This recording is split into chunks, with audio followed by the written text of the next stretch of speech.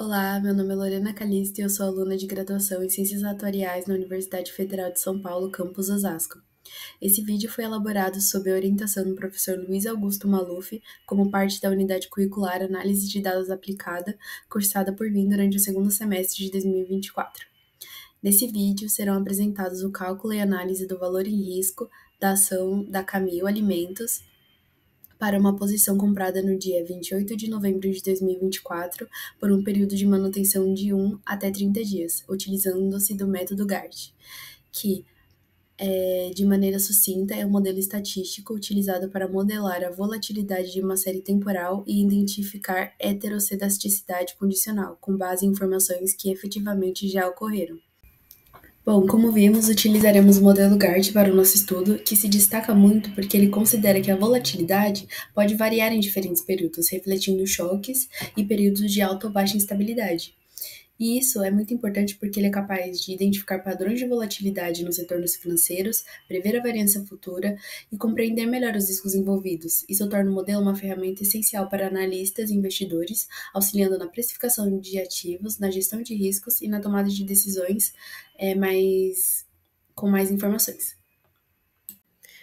Aqui são apresentadas as equações do modelo GART, a equação das variâncias condicionais, a equação dos erros condicionais da previsão, a equação dos erros padrão das previsões dos retornos acumulados, a equação da variância da provisão dos retornos acumulados e a equação do valor em risco. A empresa escolhida então para o estudo foi a Camil Alimentos, que é uma das líderes na produção e comercialização de alimentos e possui ações pelo ticker CAML3. A fonte de dados foi o Yahoo Finance e a distribuição de probabilidade que se mostrou mais adequada para o nosso estudo foi a distribuição T-Student assimétrica com parâmetros de forma e assimetria. Os cálculos, eles foram realizados todos pelo R, pelos pacotes FGART, FBasis e YFR.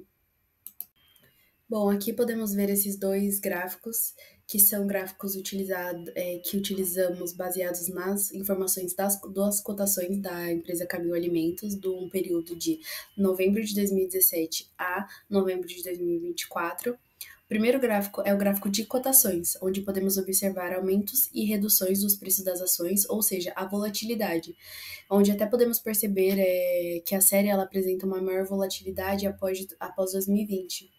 O segundo é o gráfico de log retorno, onde apresenta uma média próxima a zero e destaca muito mais a volatilidade, eliminando tendências de preços absolutos e tornando a série muito mais estacionária. Aqui é apresentada as funções de autocorrelação das cotações e do log retorno.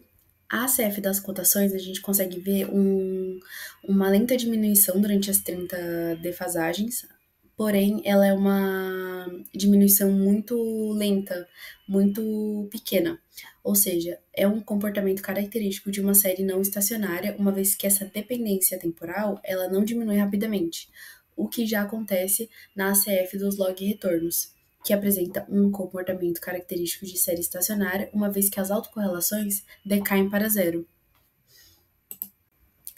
Agora, na função de autocorrelação do log retorno ao quadrado, conseguimos verificar um comportamento característico de uma série estacionária, uma vez que as autocorrelações decaem para zero, além de demonstrar a presença de heterossedasticidade condicional, uma vez que alguns valores da função de autocorrelação são não nulos para lags maiores que zero. Após a modelagem dos dados, chegamos à conclusão que o modelo mais adequado é GART 1.1, ou seja, é o modelo que apresenta o melhor ajustamento dos dados, já que possui o menor BIC. E a equação do modelo se dá por essa equação que podemos observar em tela. Também podemos observar os parâmetros estatísticos do modelo, que é o ômega, o beta, o skew e o shape, juntamente com seus p-valores. E esses p-valores, como são valores muito próximos a zero, conseguimos indicar que os parâmetros estatísticos do modelo são significativos com 99% de probabilidade. Realizando o teste L-Young-Box, temos duas hipóteses nulas. A primeira hipótese nula é de que as K primeiras autocorrelações dos resíduos padronizados são simultaneamente iguais a zero. E a segunda hipótese nula é de que as K primeiras autocorrelações dos quadrados dos resíduos padronizados são simultaneamente iguais a zero. Se observarmos os p-valores, tanto dos resíduos padronizados quanto dos quadrados dos resíduos padronizados, observamos que não podemos rejeitar a hipótese nula. Então, portanto, a modelagem da média e da variância, respectivamente, estão bem ajustadas. Apresentando agora o histograma dos resíduos padronizados, conseguimos observar que a curva T-Student ela apresenta um bom ajustamento dos dados. Além disso, verificamos que aproximadamente 1% dos resíduos padronizados estão abaixo do quantio teórico Q 0.01, confirmando que o modelo captura bem eventos externos. Isso reforça a escolha da distribuição T-Student, cujo acomoda melhor as caudas pesadas do que a normal. Observando o plot do log retorno da ação CAML3 com o ajustamento do limite inferior e superior do intervalo de confiança com probabilidade de 99%, podemos ver que eventos extremos ou inesperados, eles ocorrem com menor frequência. A previsão do modelo Garch 1.1 para o VAR de 1, 10 e 30 dias para uma posição comprada no dia 28 de novembro de 2024 é que, para o horizonte de um dia de manutenção, a perda máxima estimada é de aproximadamente 5,7% do capital investido, dada a probabilidade de 99%. Para um horizonte de 10 dias de manutenção, a perda máxima estimada é de aproximadamente 18% do capital investido, dada uma probabilidade de 99%. E para um horizonte de 30 dias de manutenção, a perda máxima estimada é de aproximadamente 31% do capital investido, dado uma probabilidade de 99%.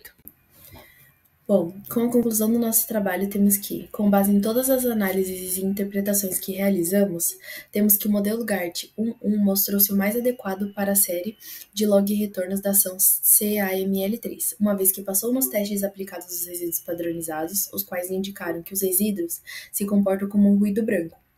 O teste L-Young-Box confirmou que tanto os resíduos padronizados quanto os seus quadrados não apresentam autocorrelações significativa, com p-valores superiores a 0,05. Isso sugere que o modelo foi bem ajustado à medida condicional e à volatilidade da série, sendo apropriado para estimar o VAR, desde que as premissas do modelo, como a distribuição dos resíduos, sejam adequadas.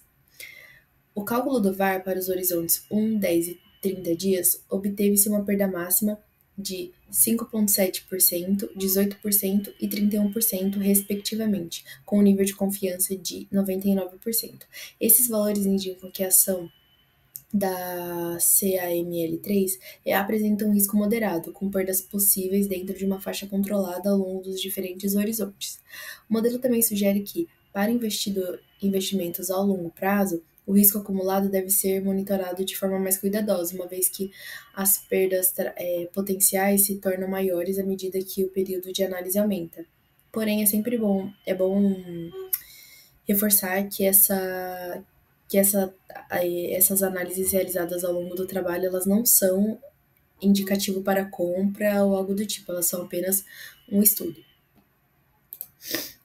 Essas foram as referências que utilizamos no nosso trabalho, com ênfase no livro de econometria do Moretin e no artigo do Maluf e Azan.